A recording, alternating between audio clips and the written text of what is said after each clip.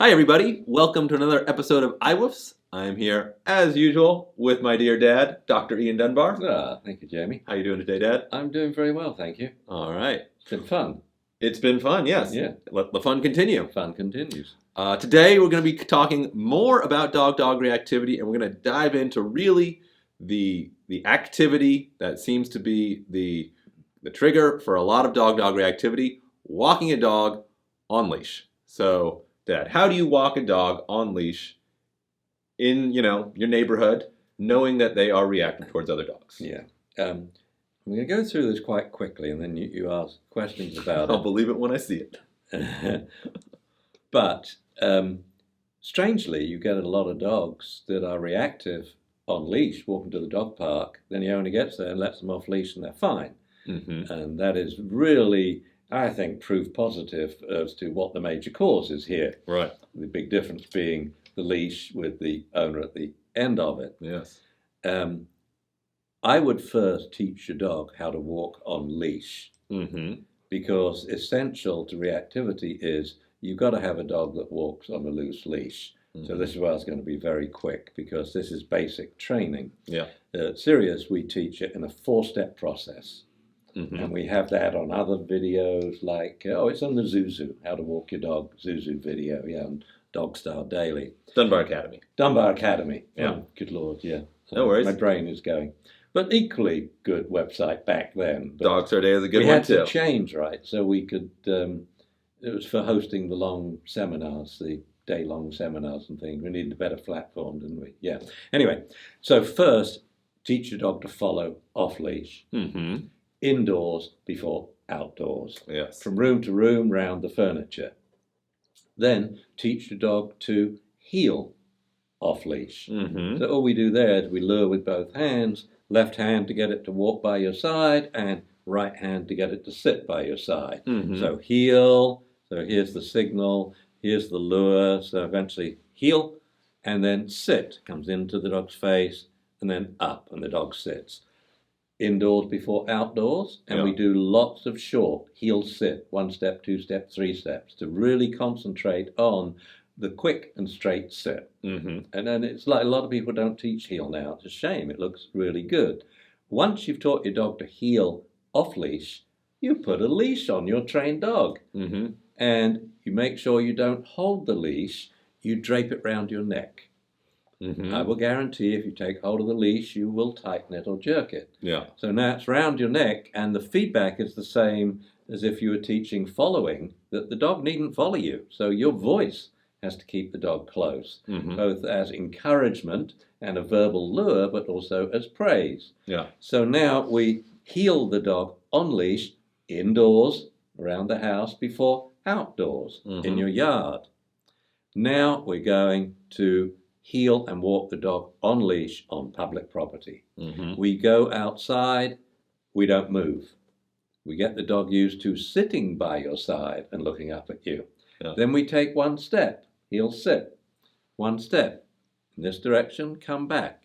So now the dog is familiarizing itself with its territory until you can go for 20 steps before stopping.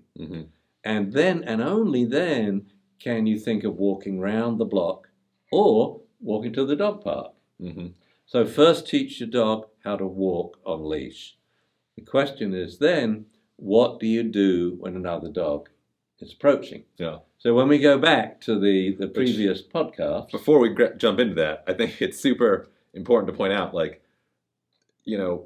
dog-dog reactivity or any problem that, involves anxiety or loss of control, you got to start with the basics, with the foundation. Yeah. There's no point in trying to get your dog to behave in this highly stressful situation if you can't get your dog to behave in the most easy situation. And as you point out, so many people aren't teaching their dogs to heel anywhere at any time. No. And that kind of control is so But I'll tell you useful. what they are teaching really quickly, to pull on leash Right. within the very first walk. Right. So most people, they put a leash on the dog, he's jumping up and down, pulling inside, they go through the door, they take 1 step, the dog's at the end of the leash, Right. sniffing, pulling, and it takes 1 walk, and now you have a leash puller. A leash puller and a super spaz dog who freaks out when you get the leash out. Yeah.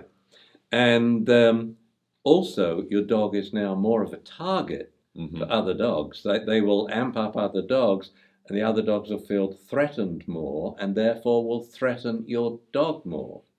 And so not only is classically conditioning very important, also basic manners training, operant conditioning. You want to make sure you can control your dog and get it to be still and calm, so it doesn't make that dog feel threatened, that owner feel threatened, both of them get anxious, and then both of them, people as well as the other dog, threaten your dog. Right.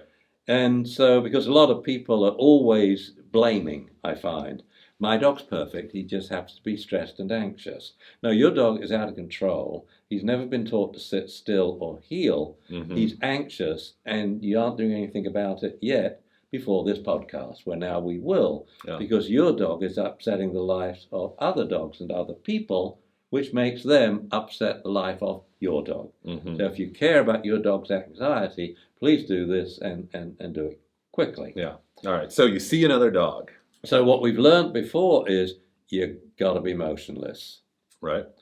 You're walking, we won't do it yet. There's only one exercise. Do you mean motionless in your body, or do you mean stationary, not walking? Definitely not walking. Preferably standing still and not changing your weight from foot to foot and fidgeting. So motionless actually is the ideal. I mean motionless. Yeah. And I want your dog motionless. The easiest way to go is to have a reliable sit with a rock-solid sit-stay, trained everywhere else, no matter what's going on, apart from other dogs. Now we're going to get it to work with other dogs. There is a technique that we use to teach dogs to be relaxed and calm while walking and walking by other dogs. And to me, it is the most useful technique to do in any dog training class. It's one of the few on-leash techniques we do in our off-leash puppy classes. But all of adult dogs could comprise of this. It's called concentric circles. And you split people into two groups. They form two circles. Why don't we save that one for a different one? Let's save it, because it's let's do a whole episode just about that one, because I know you love it so much. Teaser. This one, I want to talk about what people can do by themselves without like setting up something more elaborate. So they're walking. We've all, like these things that you've listed. So one person with their dog can easily do. Yeah. So we know the dog's reactive. Yeah. We've taught the dog to walk in all other situations and in front of your house, going back and forth and what have you, when no dogs or few dogs are present. Now we're going to try to actually do a round the block walk, or an actual walk to the dog park.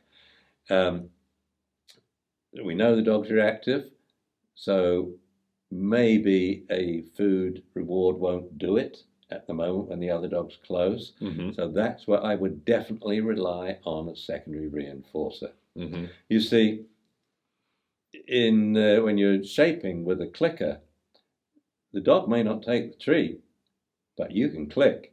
Right. And when you click, you have secondarily reinforced him, and the association is made precisely with the time of the clicker. Even if the dog doesn't take the food treat, because a certain currency has been given to the clicker, because it's been followed by a treat on so many other occasions. Right. So the click will reinforce. Right. Well, I like to do that, but in trumps, on steroids, with a reinforcer, a mega secondary reinforcer, which we mentioned. It can be anything you like. It can be a spoken word. Right. Bingo.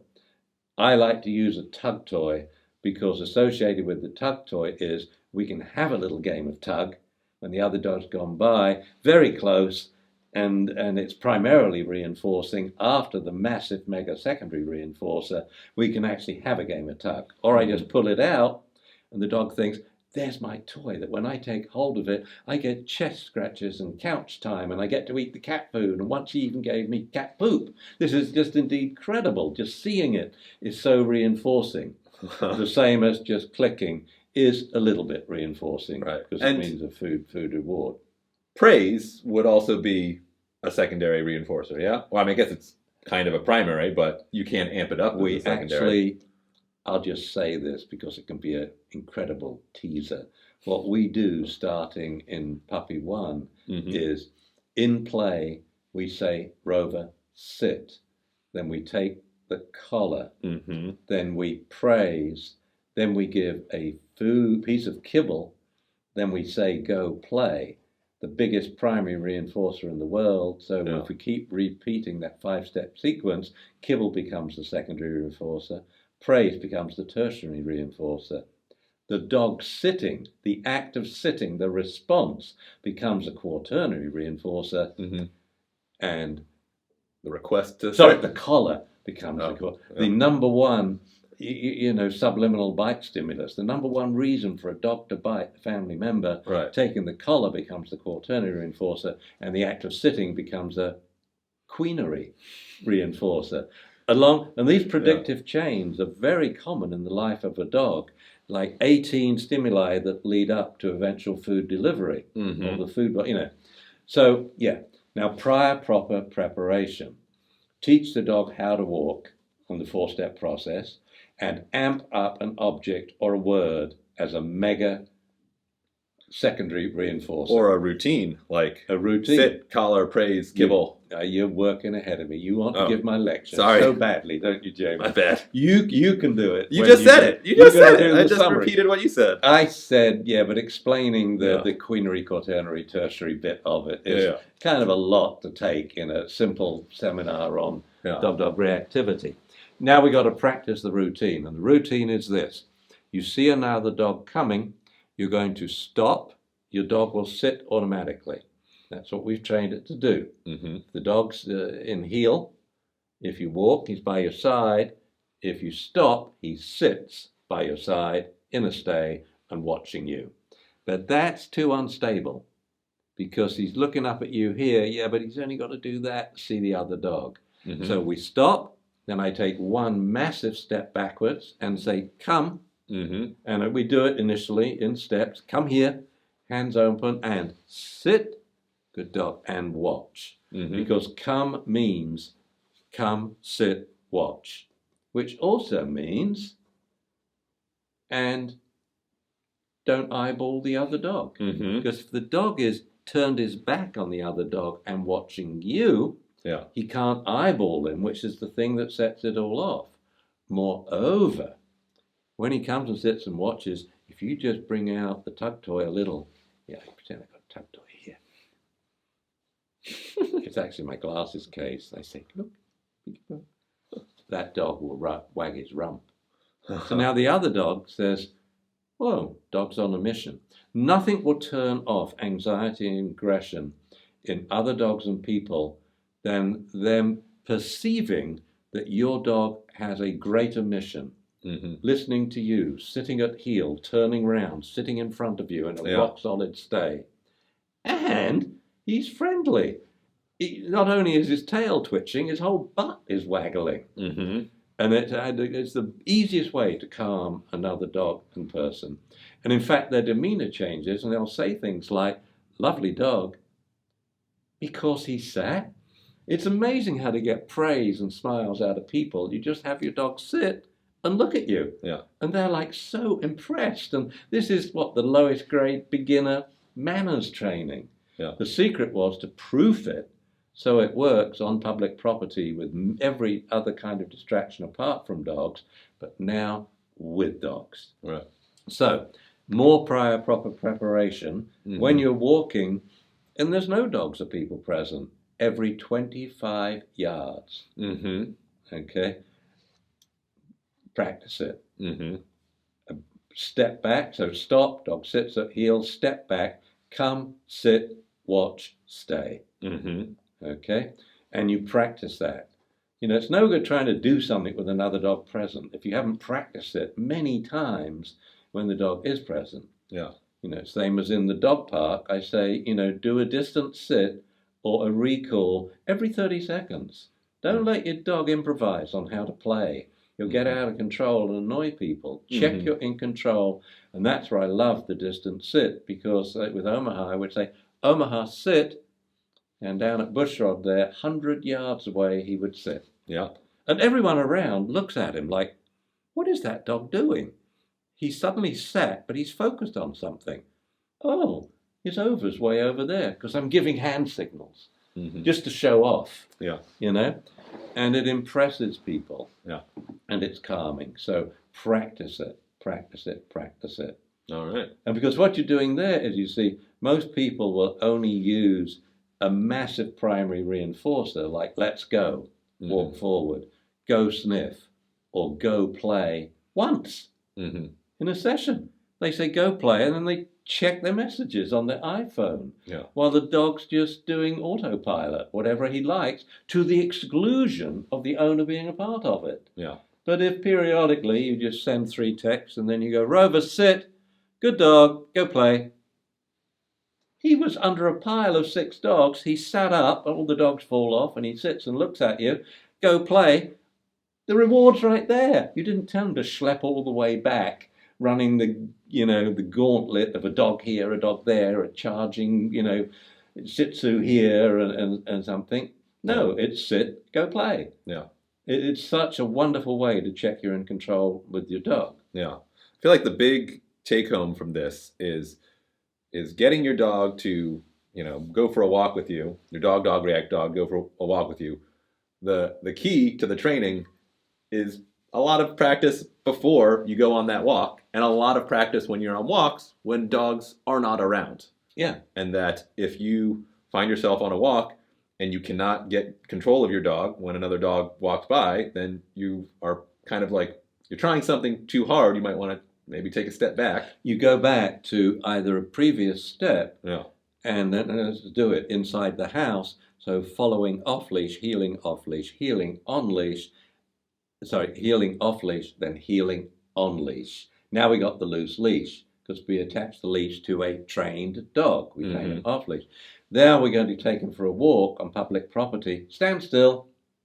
Don't take a step until you know your dog will sit at heel or sit front and look at you. Because if you won't do it when you're standing still outside your front gate, he certainly won't do it when you're 40 yards down the street and he sees a squirrel or another dog. So we have these times when you stop training and go backwards. So if he won't sit and watch you when standing still, one step into public property, don't go any further. Right. And when you That's do the start place you're moving, practicing. go one step and then sit again. Yeah. And then do that 3 times, then 2 steps and sit again. Yeah. Then 3, then turn around and come back. Seems so you like go. So when we do it this way, it actually doesn't take that long to train. The reason why it takes so long to train is rather than dealing with a puppy or a newly adopted dog that's new to training, that's one thing. You're training a blank slate, easy when we follow this 4-step progression, and then the 1 step to 2 step, heels outside. But no, you're trying to do it with a puppy that from walk 1, you're trained to be a total inattentive banana on walks, pulling you like you were a sled. Yeah. That's much different. See, this was teaching. This is now trying to undo all the bad habits the dog's developed because you just put a leash on an untrained dog and went for a walk. And you followed the instructions. It says, put this on your dog and you can walk in without pulling. Yeah, then he'll never learn how to walk by your side and you'll never learn how to work off leash. So it's kind of like the shaping process. You define 20 criteria and each one's a baby step. Yeah. And you end up with a magnificent sculpture. Well, here we have, they're baby steps. And it seems like thinking about the last episode we did, the park bench exercise, which a huge part of that was being stationary. Yeah. This exercise now is trying to add motion. And in terms of breaking down to baby steps, it seems like a really useful thing for people to be doing is to practice on the sidewalk in front of their home. Which, like you can be stationary there, but dogs could walk by. Once you feel like you've got, control of your dog stationary, you could walk back and forth. You could add that little bit of motion, but stay in a familiar place. And if you do see dogs, they will be the same dogs, today and tomorrow. So they'll be relatively familiar dogs, and that you don't want to move farther than right in front of your house until that's solid. Yeah. And then maybe you go around your block. You don't move beyond your block until that's solid. And being a dog's advocate, I would say that type of walking is 1,000 times more enjoyable for the dog them walk. Let's think of people who are walking from A to B. Yeah. They're in a hurry. How many times they stop and say, go sniff?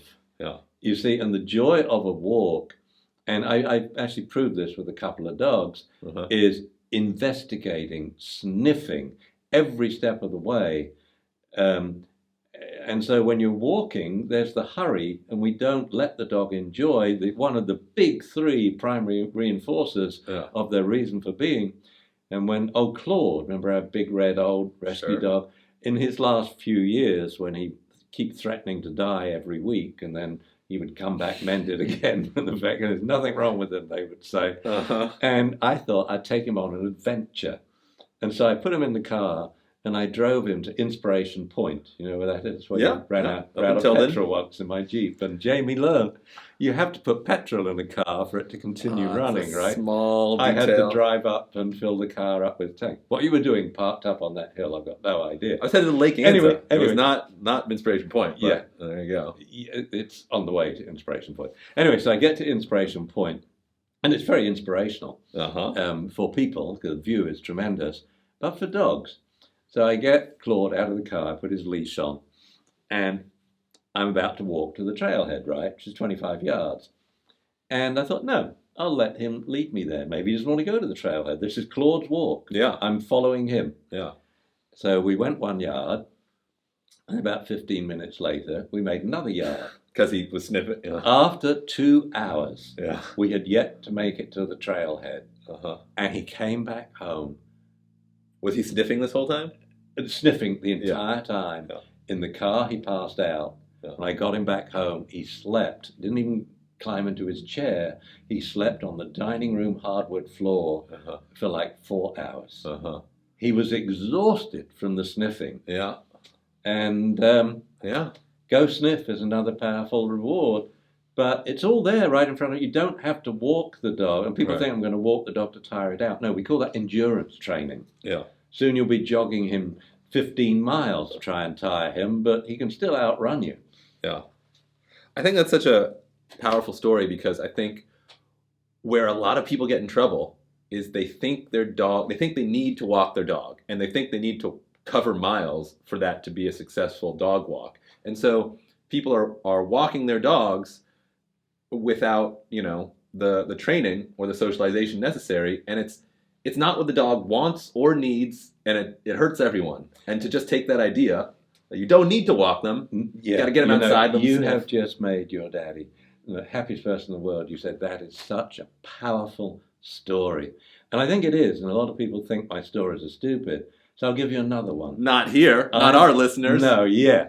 So, because I'm looking at the clock and we've got 5 minutes. We got time for one more good story. I only need 2 minutes, because you'll probably want to summarize some more.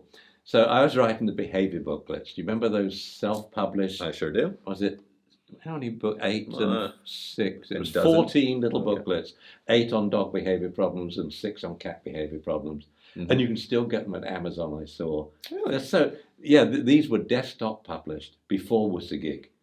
Before even being able to print it out. They used to go to the university to be printed. Is this your story? It cost $1 a sheet. No, it's not the story. The story is, I'm writing behavior booklets, and Omaha is getting antsy, and he goes, woo, woo, woo, woo. And I say, Omaha, shush, I'm working, I'm trying to write. Woo, woo, woo. And then I feel this icy stare for a while, and he's looking at the back of my neck, and I look at him, he jumps up, he flies over the bookcase and the couch, which is where the sliding doors are now. He runs towards the kitchen, the door's closed, he puts his head down, hits that solid wooden door with the dome of his head, and it goes, wobble, wobble, wobble, wobble. And then I hear scratching as he's sliding on the kitchen floor, and then bam, wobble, wobble, wobble, he comes back over the couch again, lands on the carpet, zoom, into a sliding sphinx splat with the carpet coming up against the wall. And he goes, well, and I said to him, do you want to go for a walk home? Because it was raining and it was cold, So he said, come on home, let's go outside. So he went to the front door. I said, come on. And we used to walk off leash, And I stood on the top of the steps there. And Omaha came beside me, and he stood beside me. And he looked up the street and sniffed, wrinkled his nose, and he looked down the street. Then he looked up the street. Then he went inside and lay down and went to sleep. It's the brain exercise. He was going stir crazy. But he, as with me, I find sometimes getting up from the computer and just going out the front door and standing there, and usually back then having a cigarette, Yeah. I'm refreshed, and that's what he needed. Yeah. So you hit the nail on the head too. It's the mental exercise they want. You will never satisfy them physically, Yeah. unless you have a big old lunker like a Newfie or Right. Great Dane or something. Right. And furthermore, right, taking your dog on a long walk, if they are reactive towards other dogs, is probably a stressful, unpleasant experience for them. Yeah. All right. Well, Dad, thank you very much. It's been another great iWoofs. A pleasure chatting. It's an enjoyable one, this. Yeah. I like the memories, Claude and Omaha and they're powerful stories. They are powerful stories. Powerful stories. And it is definitely one of the things that sets you apart from. You know what I nearly did? I nearly did this, but I realized I'm going to pour the drink on my head. Yes, you might have poured your bubble water. The sparkling water, yeah. All right. Well, thanks for listening, everybody. We'll see you next time. Bye-bye. Thank you, Jamie. Thank you. Thanks for watching this video. If you'd like to learn more about dog training and behavior, make sure you visit DunbarAcademy.com to check out our selection of courses, many of which are completely free. If you'd rather watch more of our videos here on YouTube, just click the links to the right. And if you want to follow us on social media, everything you need is directly below. As always, please make sure to like, comment, subscribe, and don't forget to click the bell for notifications.